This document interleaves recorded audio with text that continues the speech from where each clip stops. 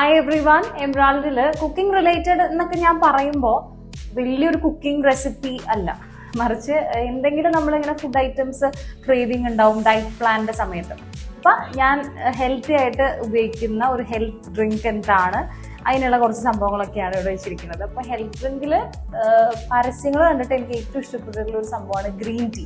അപ്പോൾ green tea ആണ് ഇങ്ങനെ ജിമ്മ് പോകണം, വെയിറ്റ് കുറയ്ക്കണം എന്ന് തോന്നുമ്പോൾ ഞാൻ കുടിക്കുന്നത്. അപ്പം അതിന് വേണ്ടിയിട്ട് ഞാനത് ഒരു സംഭവം എന്ന് പറഞ്ഞു കഴിഞ്ഞാൽ നമ്മുടെ ഗ്രീൻ ടീയുടെ പൗഡർ എടുത്തിട്ട്, പൗഡർ എല്ലാം അങ്ങനെ ക്രഷ്ഡ് ലീവ്സ് ആണ്. പിന്നെ നമ്മുടെ ഹണി എടുത്തിട്ടുണ്ട്, ഇപ്പോൾ ഷുഗർ കട്ട് ചെയ്യുമല്ലോ അതിന് വേണ്ടിയിട്ടാണ്. പിന്നെ അതിന് വേണ്ടിയിട്ട് ഇത് പ്രിപ്പയർ ചെയ്യാൻ വേണ്ടി വലിയ പരിപാടികളൊന്നുമില്ല, വെരി സിമ്പിൾ. നോക്കാം. അപ്പോൾ അതിന് വേണ്ടിയിട്ട് നമ്മൾ കെറ്റിലിൽ വെള്ളം തിളപ്പിച്ചെടുത്തു കഴിഞ്ഞാൽ ഇതിൽ നിന്ന് ഒരു ജസ്റ്റ് ഇത്രയും വേണ്ട കേട്ടോ, ഒരു ഹാഫ് സ്പൂണ് ഞാൻ ഈ സംഭവം ഇട്ടു. പിന്നെ ഹണി നമുക്ക് എത്രയാണ് വേണ്ടതെന്ന് വെച്ച് കഴിഞ്ഞാൽ അളവ് പോലെ അളന്നെടുത്തിട്ടുള്ള സംഭവം ഒഴിച്ചു കൊടുക്കാം. ഓക്കെ, അതും കഴിഞ്ഞാൽ തിളച്ച വെള്ളമായിരിക്കണം, അല്ലെങ്കിൽ ഇളം ചൂട്, ഏതായാലും കുഴപ്പമില്ല. ഡയറക്റ്റ് ഇതിലോട്ട് ചിലർ ടീ ബാഗ് വെച്ചിട്ട് റെഡിയാക്കും.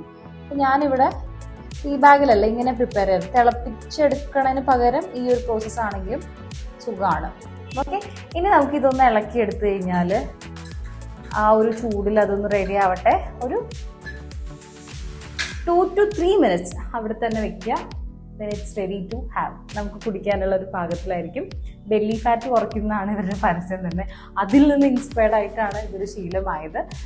ഇതിൻ്റെ ആ ഒരു ബിറ്റർ ടേസ്റ്റ് അത് മാറാൻ വേണ്ടിയിട്ടാണ് അതിലോട്ട് ഹണി ചേർക്കുന്നത്. ചിലർ ലൈമൊക്കെ ചേർത്തിട്ടും യൂസ് ചെയ്യാറുണ്ട്.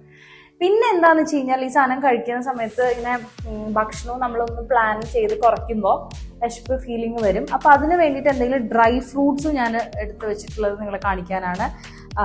നട്ട്സ് എന്തെങ്കിലും ഉണ്ടെങ്കിൽ അത്, ബദാമോ പിസ്തയോ, അതൊരു കൗണ്ട് വെച്ചിട്ട് കുറേ കഴിക്കാന്നല്ല. അതുപോലെ നമ്മുടെ എന്താ പറയുക ഡേറ്റ്സ്, അതല്ലെങ്കിൽ നമ്മുടെ ഈത്തപ്പഴം, ഇങ്ങനത്തെ സാധനങ്ങളൊക്കെ എന്ന് പറഞ്ഞു കഴിഞ്ഞാൽ ഒരു 3-4 എണ്ണം അളന്നെടുത്തിട്ട് ഇടയിൽ, കാരണം വയറ് കാളുന്ന പോലെ തോന്നും അപ്പോൾ കഴിക്കാനായിട്ടുള്ള സംഭവങ്ങളാണ്. ഇതൊക്കെ ഒരു നോർമൽ ഡയറ്റ് പ്ലാനിൽ ഉണ്ടാവില്ല.